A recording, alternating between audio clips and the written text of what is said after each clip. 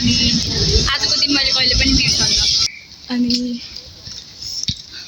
मेरो रुममेटले चाहिँ मुख नदेखाऊ भन्छन्। अनि हामीलाई चाहिँ यहाँबाट त्यहाँ जान लगभग कति मिनट जति लाग्छ थाहा छैन, कति मिनट लाग्छ। अनि हामी चाहिँ अलि चाँडै निस्किन्छौँ किनकि भोक लाग्छ, केही नि खाएन। त्यही भएर आज नेपाली रेस्टुरेन्टमा गएर केही खाने कुराहरू खान्छौँ, नान र कडी। किनकि त्यहाँको मैले चाहिँ कहिले पनि खाएको छैन, तर तिमीले चाहिँ खाइछिन्। अनि त्यही भएर नान कडी मिठो हुन्छ त्यहाँको भन्दै थिइन्। त्यही भएर जान्छौँ अनि खान्छौँ। अनि बेलुका बेलुकातिर बल्ल हानामी हेर्न जाने। हानामी भन्ने चाहिँ त्यहाँ आकाशमा यसरी उड्छ है, बम जस्तो। आजको वेदर एकदमै राम्रो छ।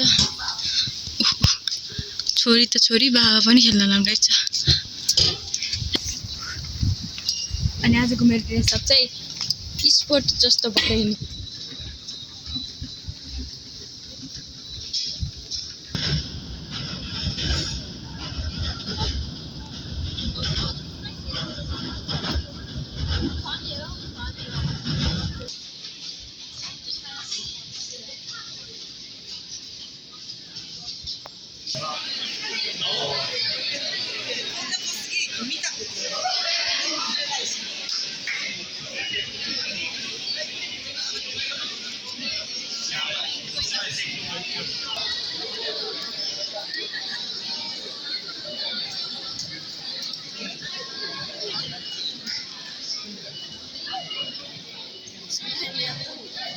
कति धेरै मान्छेहरू हुन्, त्यही हानामी हेर्न जाने भनेर यति धेरै मान्छेहरू छन्।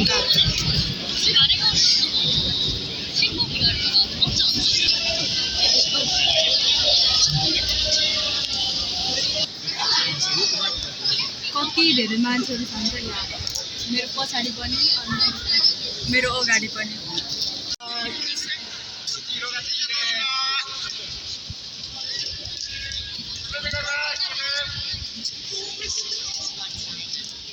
Oh my god.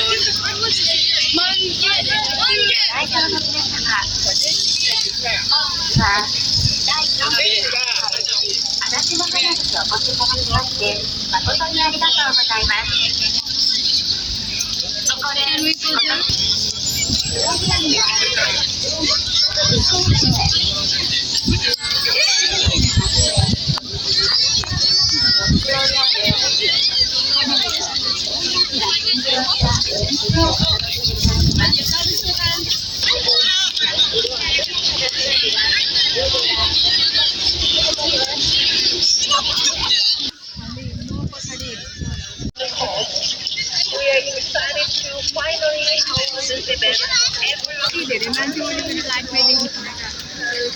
त्यता त्यता त झन् कति धेरै मान्छेहरू बसिन्छन्।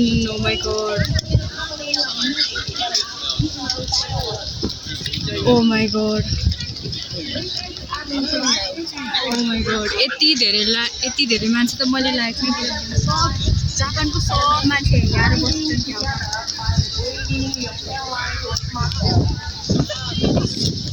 ओ माई गॉड, सब मान्छेहरू हुन् क्या त्यहाँ, सब मान्छेहरू। अब एकैछिनमा चाहिँ हानामी सुरु हुन्छ। Oh my god, oh my god, oh my god, oh my god, oh my god. First time. ओ यो हो हानामीको पिक्चर। अनि यहाँ चाहिँ हानामी यस्तो बोल्छ। अनि कहाँ छ मलाई थाहा छैन किनकि यो भाषा आउन नि त मलाई। अनि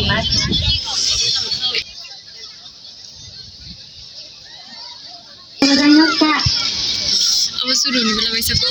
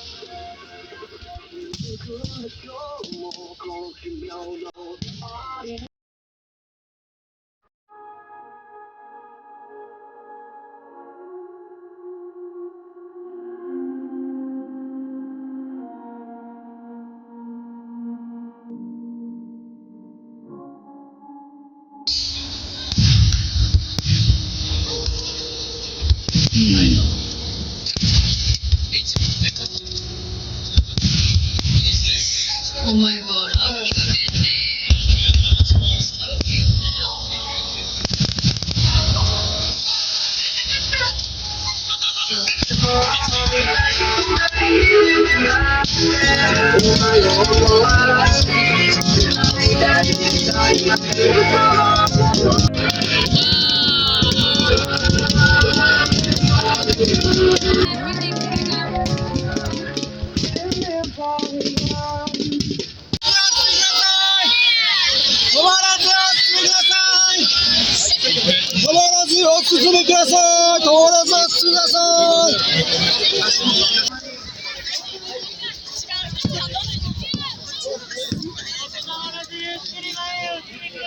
यस्तो राम्रो भयो आजको दिन यस्तो राम्रो भयो मैले एक्सप्लेन पनि गर्नु सकेको कति राम्रो यस्तो मैले लाइफमा फर्स्ट टाइम एक्सपिरियन्स गरेँ यस्तो राम्रो भयो यति धेरै मान्छेहरू छन्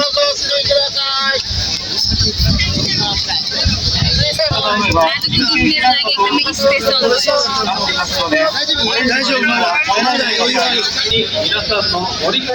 अगाडि この先、海の本島に行く道路は大変大勢の皆さんで混み合っています。五反田駅はこの浜田橋交差点を右に曲がって進んでください。अहिले चाहिँ हानामी सकेर अब घर फर्किँदैछौँ अनि आजको हानामी यति राम्रो थियो यति राम्रो थियो यति राम्रो थियो माया जब सुरु भयो नि सुरु र मैले लास्ट त मैले कहिले मेरो मर्ने बेलासम्म बिर्सन क्या मैले यस्तो मैले अहिलेसम्म कहिले पनि यस्तो एक्सपिरियन्स नै गरेको छैन त्यही भएर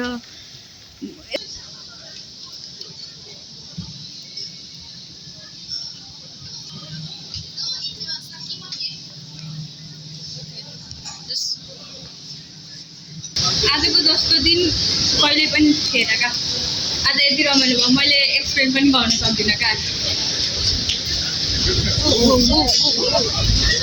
अनि आजको दिन मैले कहिले पनि बिर्सन्न म यति खुसी पनि छु बडाममा पड्काउँदाखेरि यस्तो भन्छ मेरो मन त पुरै मेरो आँटा बाहिर निस्किन्छ अनि मेरो हातको रौ पनि यस्तो ठाडो परेको थियो नि मैले कहिले पनि बिर्सन्न अनि यहाँ चाहिँ अहिले हामी टोकियो नाइट राति यस्तो देखिन्छ टोकियो राति यस्तो देखिन्छ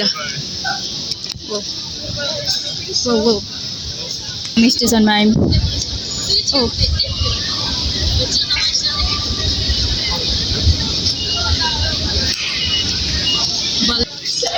चाहिँ मेरो आजको खाना अनि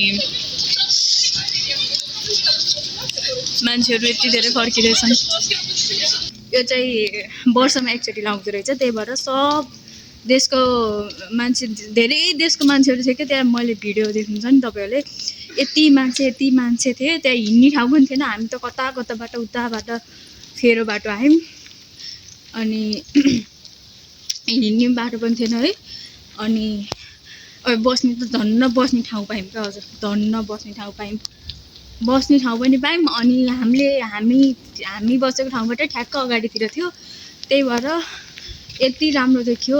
यस्तो ठुलो ठुलो बडाममा पड्किँदा त यति खुसी भएँ म, यति खुसी भएँ मैले गएर।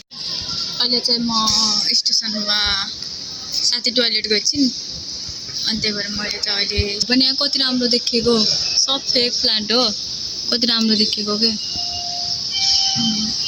मैले मेरो रुम पनि यस्तै गराउँछु। मैले आजको दिन मैले कहिले पनि बिर्सन्न। आज कति गयो, 30 गति हो क्या, मैले आजको दिन कहिले पनि बिर्सन्न। म एकदमै खुसी भएँ, तपाईँहरू पनि खुसी हुनुभयो होला। ठिक छ, भिडियो मन पऱ्यो लाइक गरिदिनु, च्यानल सब्सक्राइब गर्न नबिर्सनु। फेरि अर्को ब्लगमा भेटौँला, बाई।